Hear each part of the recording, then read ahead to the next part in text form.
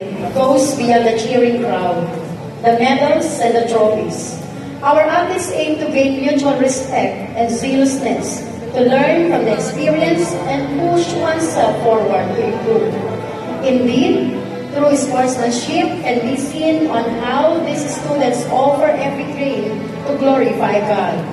It is with pride and honor to present to you the Jose Eduardo Villanueva Sports Excellence Awardee and the Athlete of the Year, John Mark Carlos B. Castegon, Bachelor of Science in Business Administration, major in Marketing Management. 2 times Butrisa District 2 Meet, Gold, 3 times Butrisa Provincial Meet Gold, 2 times Prisaa Cluster Meet Gold, 2 times Prisaa Regional Meet Silver, and Prisaa National Top A. Ladies and gentlemen, please join me in celebrating our John Villanueva Sports Excellence Awardee, John Mark